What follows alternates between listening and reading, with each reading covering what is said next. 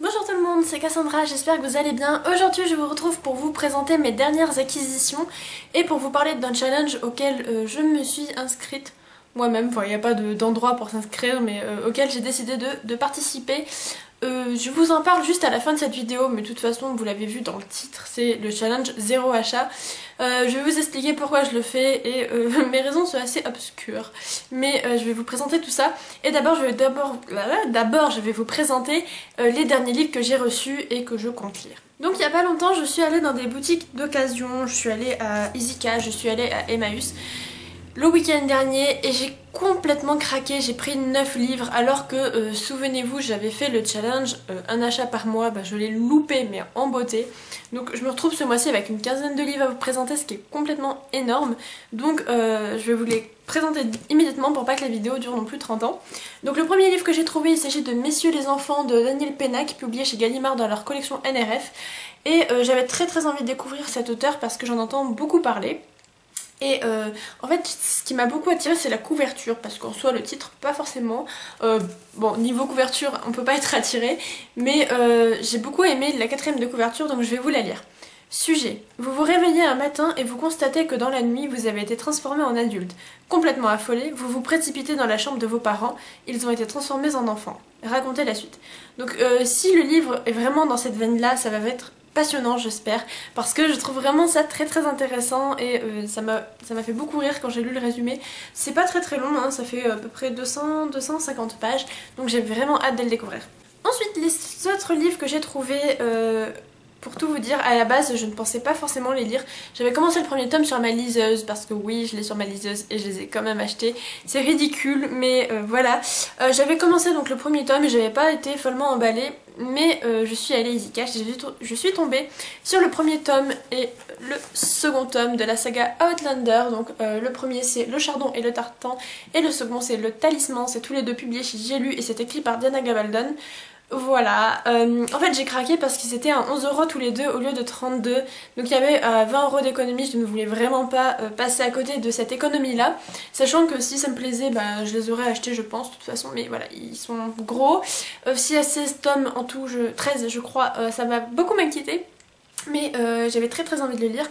Ce qui m'a un peu convaincue c'est que j'ai lu entre guillemets sans faire exprès, parce que je l'ai fait un petit peu exprès quand même, la quatrième de couverture du second tome où il se passe vraiment un événement très spoilant on va dire, mais que du coup ça m'a conforté dans l'idée de lire le premier.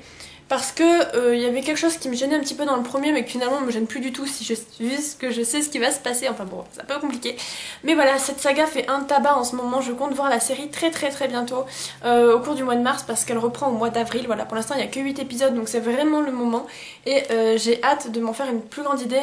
Par contre c'est des pavés donc je sais pas vraiment quand est-ce que je vais pouvoir les lire. Ensuite j'ai reçu grâce au partenariat Livre Addict et Folio, enfin Gallimard dans leur collection Folio, j'ai reçu Principe du journalisme, ce que les journalistes doivent savoir, ce que le public de texte gisait. C'est écrit par Bill Kovac et Tom Rosenciel et c'est publié donc chez Gallimard dans leur collection Folio. Voilà, je crois que j'ai tout dit. J'ai très envie de découvrir ce livre, c'est un essai. Et disons qu'à la fac on a beaucoup de cours qui portent sur le journalisme, sur les médias, sur le traitement de l'information. Et c'est intéressant parce que j'ai feuilleté un peu et il y a énormément d'exemples du type médiatique, journalistique, qui peuvent me parler et me donner un peu de culture, donc c'était vraiment dans cette optique-là que je souhaitais le lire. En même temps, il y a pas mal, donc une espèce de déontologie qui est exprimée et ça me rend très curieuse. Donc j'ai lu pour l'instant l'introduction et les premières pages du premier chapitre et ça a l'air très intéressant, ça se lit très bien et j'ai hâte de vous en parler un petit peu plus. Ensuite j'ai trouvé à Gilbert Joseph, parce que je suis allée à Gilbert Joseph à la base pour chercher ce livre-ci d'occasion et je l'ai trouvé. Il s'agit d'une vie entre les deux océans de M.L. Stedman, c'est publié chez Le Livre de Poche. Voilà, et j'avais très envie de découvrir ce roman parce que j'ai vu une chaîne anglophone qui en parlait et la couverture de la chaîne anglophone m'a tapé dans l'œil. J'avais déjà vu circuler ce roman sur la blogo française mais j'avais pas fait attention plus que ça et c'est en allant lire le résumé que je suis tombée sous le charme complet. En gros c'est l'histoire d'un couple qui va s'installer dans un phare après la Première Guerre mondiale et qui n'arrive pas à avoir d'enfants et un jour il va y avoir une barque qui va qui va s'échouer on va dire sur le bord du phare et dedans il y aura un cadavre et un bébé qui pleure. Et donc ils sont censés signaler tout événement étrange mais ils décident de se taire et de garder le bébé pour eux. Voilà, donc ça va créer plein de soucis bien évidemment je pense, mais ça a l'air extrêmement touchant. Je sais qu'il y a Fiona donc de Pretty Books qui l'a lu et qui l'a adoré, donc je me fais une joie de le découvrir. Et ensuite le livre que j'ai acheté aussi à Gilbert Joseph, cette fois-ci neuf parce qu'il me coûtait que 5 €, c'est Respire d'Anne-Sophie Brasme, parce que vous savez que j'ai eu un énorme coup de cœur pour ce livre et je souhaitais l'avoir dans ma bibliothèque. Donc de toute façon je vous mets le lien de ma chronique vidéo en barre d'infos, mais voilà, c'est un coup de cœur fantastique de février. Donc voilà, j'avais très envie de l'avoir parce qu'en plus la couverture est trop belle. Ensuite, j'ai trouvé un autre livre à Emmaüs, il s'agit de Marie-Antoinette de Stefan Zweig. Voilà, donc ça fait un moment que j'ai très envie de lire la plupart des livres écrits par cet auteur. J'ai lu 3 de ses nouvelles et à chaque fois j'ai été tombée sous le charme. Et j'ai entendu dire comme quoi ses biographies étaient excellentes, qu'elles étaient très bien faites. Il en a fait plusieurs, il en a fait sur Magellan, sur Freud, sur... Nietzsche je crois. Enfin voilà, il y a plusieurs personnes et personnalités qui ont eu une biographie de Stefan, enfin qui ont eu leur biographie écrite par Stefan Zweig. Là en l'occurrence c'est Marie-Antoinette, il a une note excellente sur le livre addict du genre 17,5 et je comptais très sincèrement l'acheter neuf il n'y a pas longtemps et du coup je l'ai trouvé d'occasion, donc ça a vraiment été une aubaine et je me fais une joie de le lire. J'espère que je vais arriver à le lire parce qu'il paraît qu'il faut quand même des connaissances en histoire, enfin en tout cas c'était les critiques qui avaient été faites par rapport à Magellan, donc j'espère que là je vais arriver à suivre et je ne sais pas trop quand est-ce que je vais le lire, mais je suis ravie de l'avoir dans ma pile à lire. Ensuite, donc là c'est toujours à Emmaüs je crois, en fait c'est simple, à Emmaüs j'ai eu 6 livres pour 5 € je crois, donc voilà, enfin c'était vraiment un truc de fou, et j'ai trouvé... Donc là, petite mention spéciale à Laura, donc de la chaîne du bal des livres fous, parce que quand je l'ai vue j'ai tout de suite pensé à elle. Et si vous la suivez vous allez tout de suite comprendre pourquoi. J'ai trouvé Métamorphose en bord de ciel de Mathias Malzieu, c'est publié chez J'ai lu. Et je me fais une joie de le lire, c'est tout petit, mais je suis convaincue de Mathias Malzieu parce que j'avais eu un énorme coup de cœur pour la mécanique du cœur. Donc voilà, il y a plein de youtubeuses, booktubeuses que je suis qui l'ont beaucoup apprécié et je me fais une joie de le lire. Alors l'histoire a l'air un peu bizarre, je ne sais pas trop ce que ça va donner. C'est l'histoire d'un homme qui veut devenir un oiseau. Voilà, mais bon, plus rien ne m'étonne maintenant. Donc voilà, ça fait à peu près 120 pages, donc j'ai très hâte de le lire. Et j'ai également trouvé La Nuit des Temps de René Barjavel, c'est publié chez Pocket dans leur collection junior. Et... voilà, j'avais très envie de le découvrir. C'est un roman qu'on m'a beaucoup conseillé. Je l'ai vu passer dernièrement sur la chaîne, donc toujours de Laura des balles des livres fous. Je crois pour sa romance préférée, mais je suis pas du tout sûre, j'ai peur de dire une bêtise. Il y a... il me semble Johanna aussi qui me l'a conseillé et j'ai une amie en cours qui l'a lu en début d'année et qui l'a adoré. Donc voilà, je me suis dit que moi aussi j'avais très envie de le lire et j'étais ravie de le trouver d'occasion parce que je le cherchais justement. Et La Nuit des Temps, c'est l'histoire de scientifiques qui se trouvent en Antarctique et qui vont trouver 2 corps congelés sous terre, en fait, enfin sous la glace, et ils vont essayer de les ranimer. Voilà, c'est un homme et une femme, un couple qui vont essayer de ranimer et je me fais une joie de découvrir ce roman. Ensuite on continue avec une acquisition, là c'est un peu entre mélange entre Easy Cash et Emmaüs aussi, enfin je vous dis j'ai complètement craqué le week-end dernier, je sais pas du tout ce qui m'a pris.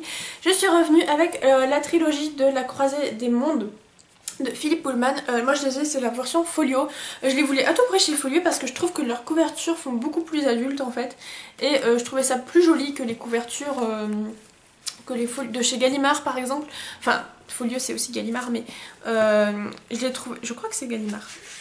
Il me semble, oui c'est ça, et je les trouvais plus jolies que chez les Folios Junior, que je trouvais beaucoup plus enfantines forcément, mais celles-ci sont vraiment très belles. Ce que j'aime beaucoup c'est que voilà, ça fait ça, enfin ça fait ça, enfin bon voilà, moi il faut pas grand chose pour me satisfaire, mais là voilà, du coup je me fais une joie de les lire. J'avais vu le premier film ici au cinéma avec mon papa et je l'avais adoré, j'avais adoré l'univers, donc j'avais très envie de les découvrir, et voilà, j'ai trouvé la trilogie, je me suis pas trop posé de questions parce que je les cherchais, je les voulais et je comptais me les acheter dans vraiment pas longtemps. Donc voilà, c'était une énorme, une très bonne trouvaille à nouveau. Ensuite on continue parce que j'ai encore plein de livres à vous présenter, c'est fou, c'est vraiment Une acquisition là qui a été vraiment assez folle, mais je suis ravie de pouvoir lire tous ces romans. Donc j'ai participé au concours de la page Vendredi Lecture, donc je vous mets leur lien de page en barre d'infos. Ils organisent souvent des concours et là franchement je les en remercie puisque j'ai gagné grâce à Vendredi Lecture et aux éditions Charleston une valse à 3 temps de Patricia Gaffney. Voilà, j'aime beaucoup la couverture que je trouve très sympa, et en plus dedans j'ai un petit souvenir de Marine de la chaîne Tartine aux pommes parce qu'elle a sa chronique, un bout de sa chronique juste là. Et voilà, je ne sais pas trop de quoi ça parle. Il me semble que c'est l'histoire de 3 générations de femmes, une mère, une fille et sa fille, sa propre fille. Et du coup ça fait grand-mère, mère, fille, voilà. Et j'ai très envie de découvrir ce roman. Je crois que Claudia de Lecture de Livres a été déçue. Il me semble que c'est lui qui l'a déçue. Mais on verra bien ce que ça donne. Pour l'instant, je ne sais pas trop quand est-ce que je vais le lire. Il n'est pas spécialement long, il fait à peu près 350 pages, mais voilà. Ensuite, je suis allée... Il y a tout qui tombe. Ensuite, je suis allée à la médiathèque pour vous prendre les BD pour le rendez-vous haut en couleur. Je vous mets le lien des 2 derniers rendez-vous en barre d'infos si vous ne connaissez pas. C'est très simple, c'est un rendez-vous où à chaque fois je vous présente 3 bandes dessinées, où je vous donne mon avis. Et voilà, moi ça me permet de découvrir des bandes dessinées. Peut-être que vous, ça vous permet d'en découvrir aussi. D'autant plus que là j'en ai choisi 4, il y en a qu'une que je vais vous en présenter que 3 parmi les 4. Je ne sais pas encore trop laquelle je ne vais pas vous présenter, mais on verra bien. Il y en a 2 qui ont l'air excellentes. Alors la première c'est 99 exercices de style de Matt Madden, c'est publié chez Oubapo l'association, je ne connais pas du tout. Donc en soi la couverture ne m'attirait pas trop, c'est très coloré, c'est très spécial comme couverture, mais le principe est génial. Je ne sais pas si vous connaissez Exercice de style de Raymond Queneau, mais je vais vous montrer ça tout de suite. En fait, Exercice de style, c'est un petit livre comme ceci, où dedans, je vais vous essayer de vous montrer ça. Vous avez une histoire qui est là, voilà. Vous avez une histoire, donc ça dure moins d'une page. Donc ça c'est l'histoire de base. Et ensuite tout le reste c'est exactement la même histoire mais déclinée. Donc là vous avez l'histoire d'un certain style philosophique. Par exemple vous avez ensuite un style maladroit ici. Et à chaque fois voilà c'est des petits jeux d'écriture on va dire. Qui joue, là vous avez en mode télégraphe, ici vous avez en mode poème, ode, enfin, voilà vous avez vraiment pas mal de styles et c'est ça qui m'a beaucoup plu dans cet ouvrage. Je sais pas trop ce que c'est comme livre. Et donc ici Matt Madden reprend le même principe en dessin et je trouvais ça génial. Alors à la base vous avez toujours la première planche qui est l'histoire de base, qui est pas forcément compliquée comme histoire, et ensuite elle est déclinée en plein de styles. Donc là vous avez le style une seule case, ensuite vous avez un style beaucoup plus coloré ici, enfin voilà, donc je vous en parle pas trop parce que je souhaitais plus vous en présenter dans le rendez-vous haut en couleur, mais de toute façon ça ne saurait tarder, je vais la lire très prochainement et j'espère que je vais beaucoup l'apprécier. Ensuite, une bande dessinée dans le même style qui joue beaucoup sur les graphismes, c'est World Trade Angel de Fabrice Collin et de Laurent Silufo. C'est publié chez De Noël dans leur collection graphique. Voilà, j'aime beaucoup à nouveau et il me semble que ça parle du post-traumatisme du 11 septembre, donc je suis pas très familière de cette histoire, donc je sais pas trop comment ça va se passer au niveau de l'histoire, mais voilà, je voulais vous montrer quelques planches. Et je suis fan vraiment de ces choix de dessin. Voilà, ça fait très graphique, ça fait très, vous savez, un peu ordinateur. Voilà, notre petit truc. Donc voilà, j'ai hâte de vous en parler également. Ensuite, une bande dessinée que j'ai pas beaucoup vu passer sur les chaînes francophones ni anglophones de toute façon, mais que j'ai pas vu beaucoup passer. Il s'agit de Princesse Sarah, le premier tome pour une mine de diamants. C'est écrit par Audrey Alouette, dessiné par Nora Moretti et mise en couleur par Claudia Boccato. C'est publié chez Soleil dans leur collection Blackberry. J'ai décidé d'emprunter cette bande dessinée parce que quand j'étais petite j'étais fan du dessin animé de Princesse Sarah. J'ai regardé tous les épisodes et je trouvais vraiment très sympa de les avoir mis en bande dessinée et les couleurs sont sublimes. Donc j'ai énormément hâte de lire cette bande dessinée, voilà, pour vous donner une idée. On verra si ça va me plaire, il y a pas mal de tomes, donc de toute façon je continuerai à les emprunter à la médiathèque. Et ensuite une bande dessinée que vous avez tous vu passer sur la blogo, mais que je pense que à la base je voulais pas la présenter parce que tout le monde l'a vu justement. Mais j'ai eu tellement un coup de cœur pour cette bande dessinée que j'ai très envie de vous la présenter. À moins que je vous en présente 4, mais c'est pas le but à la base. Mais après voilà pourquoi, enfin je vais pas me priver je pense de vous montrer une BD en plus parce qu'elle est géniale. Donc il s'agit des carnets de cerises de Cherie Chamblin et Aurélie Néré. C'est publié chez Collection Métamorphose, donc chez Soleil, et c'est le premier tome, Le Zoo pétrifié. Et je suis tombée sous le charme de cette bande dessinée. Je savais pas trop à quoi m'attendre à vrai dire, mais voilà, c'est absolument magnifique. Je trouve toutes les couleurs, les images, tout vraiment très beau. Voilà, donc moi j'ai craqué pour cette image là. Enfin voilà, c'est trop beau et j'ai hâte de vous en parler. Et voilà, c'est tout pour mes dernières esquisitions. J'espère que ça vous aura plu et que la vidéo n'aura pas été trop longue. Mais maintenant je vais rapidement vous parler donc du mon challenge. En fait, donc au mois de janvier, je m'étais dit que je me lancerais dans le challenge un achat par mois. Mais je pense que, toute personne normale se dirait que pour, si le challenge un achat par mois est trop serré, autant l'élargir à 3 achats par mois. Et ben moi non, pas du tout, j'ai pas du tout réfléchi de cette manière.